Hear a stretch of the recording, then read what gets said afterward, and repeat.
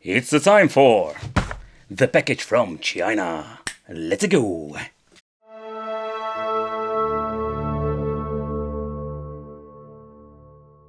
Welcome back to the channel. It's awesome that you're tuning in, because in this video we're going to take a close look at the new style. It's also called the X50 Max 5.1 screen size. So nevertheless, we have reviewed a lot of different handhelds, but when it comes to this particular model, the X series is more like the low budget series when it comes to AliExpress China. You can find them, by the way, over everywhere nowadays, but what you're going to get is sometimes outdated piece of crap, and sometimes it's just surprisingly not bad. So when it comes to some particular part of the box art, it's absolutely laughable, especially when you're looking at some of the things. They're calling over here 3D, they're having H264, you know, like a lot of nonsense they put on the box to just sell it. And I can tell you, if you're going to have high expectations, you will always be disappointed with this. But what are we actually going to get, that is the reason why we're going to do this unboxing review today. I just wanted to see, is this thing any good nowadays, because their competition is going to be crazy when it comes to these devices. It's kind of funny, with these old school X series, we're going to have like horrible airbots. These things are not comfortable or don't sound at all. Still wonder why they give you this. We have like a mini USB. They're still using mini USB on these devices, where most of them have like Type-C now. But let's see what we're going to get in here, and that is an interesting feature. We're going to get Hdmi, so you can use this thing also like in game console. And it's very cool, they're going to give you a mini Hdmi cable, because this is something they don't do very often. Sometimes you need to pay for it, sometimes you're going to get it almost kinda for free. The toilet paper manual explains how the system works, but I can tell you, it's most of the time pretty damn pointless. Doesn't smell chemical. It smells kind of nice, by the way. So let's remove these plastics and let's take a close look at the controls. Yeah, there is not really a D-pad with this. We're just going to get 4 separate buttons. We have seen it with other models. If you want to play some Street Fighter, it's absolutely out of the question. But the touch itself, it's not bad at all. Due of the round shape of the buttons, they are very comfortable to play. But when you touch it, they have a very long travel. When it comes to the analog sticks, we're not going to get the analog sticks like the Nintendo Switch. Nope, we're going to get the slider ones like with the PlayStation Portable, but only a really cheap quality. So let's start over here, the escape, and plus and minus. I'm guessing this is for volume control. 2 analog sticks, but the weird thing is I'm curious if this is going to be configured with the ABXY. You would think, hey, we're going to get stuff like a PlayStation game that supports dual analog, and we can just play the game like that, but that's not the case. That's so weird. The shoulder buttons, we're going to get micro switches underneath, and this is basically what we're going to get when it comes to the X50 Max.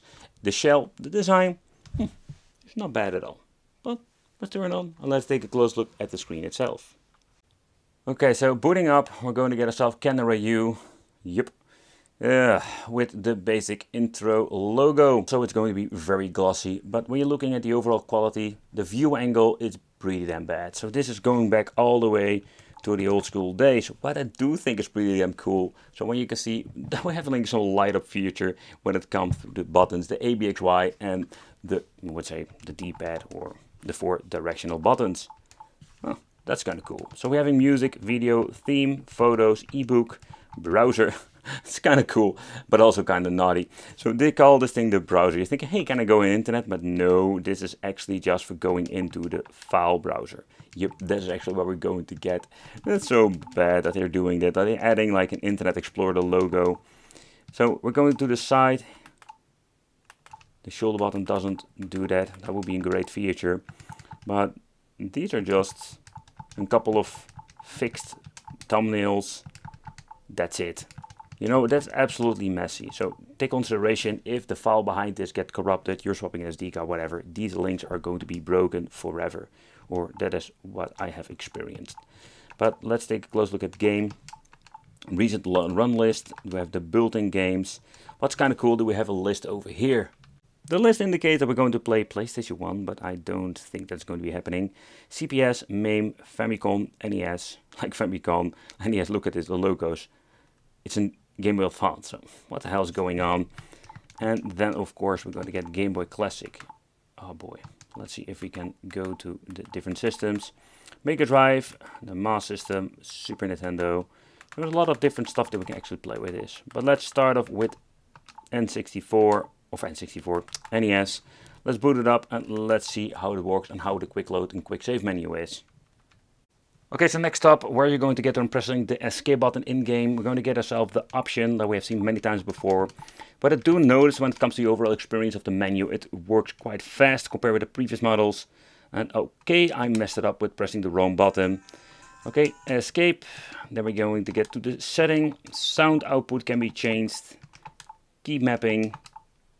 Screen size can be put to scale. That's interesting. So let's check that out. Joystick mode and reset settings. Alright, turn to the game. And what you can see over here, we can actually play in 4:3 aspect ratio. That's kind of cool, to be honest. Next up, time for some beefcake dudes turn into wolfies. Also here, great audio. Alright. All the buttons have been mapped. Let's see if we can jump. Yep.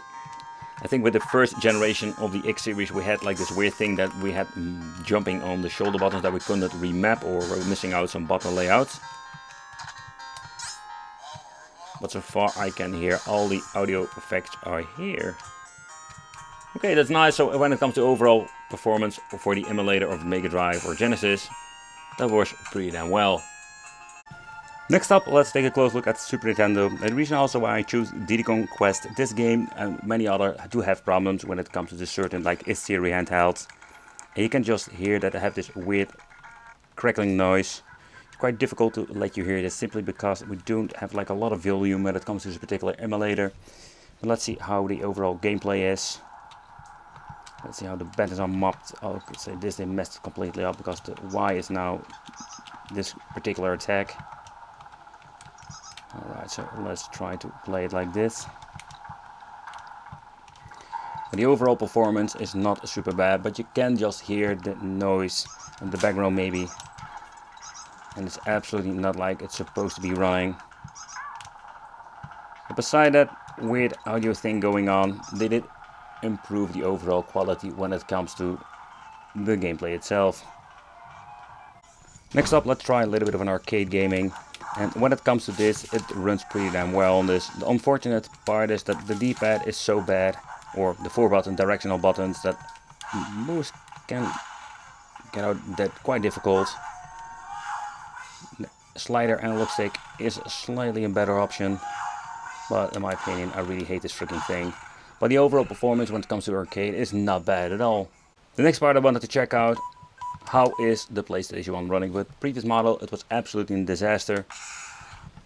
Okay, so first of all, it seems to be that they fixed the problem. The next thing we need to do is set up and check out the aspect ratio. So the scale is looked completely messed up, so let's get to full size, return to the game. So it's otherwise we're going to have this weird scaled moment. Okay, let's go all the way back. Sometimes it can be a problem with the software itself. Let's go to scale. Let's go to return game. But no, it's not going to be any better. So when it comes to the scaling option, it's absolutely not working. So I'm going to put it back again to full screen because I rather have like stretched up than this weird aspect ratio. Yeah, no, it's not running perfectly. Nope. Unfortunately, they didn't fix the PlayStation issue. So what you're going to get with this is that we do have some games are playable.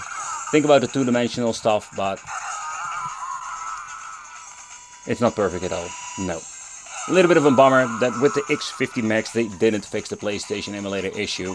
If this is a software issue or an hardware issue, don't know. We cannot change anything whatsoever.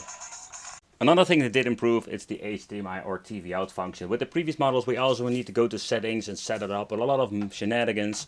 But now what you can do is just plug in your HDMI cable and it will automatically transmit to the screen itself. And the television will turn on, but this will be turning off. The first thing I noticed that the signal itself comes out of the HDMI is very crisp and clear. That's absolutely amazing. So when it comes to the TV out function, it works like a charm.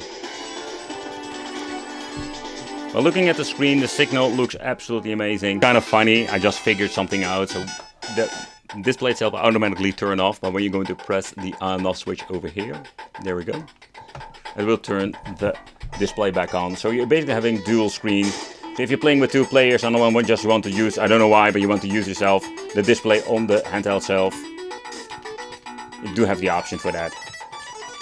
And so far it stays on, but it'll automatically turn off if you're not going to be using it. Is going to be involving in something maybe interesting. It cannot beat the competition. The X series is basically a lineup of devices that is unique to themselves.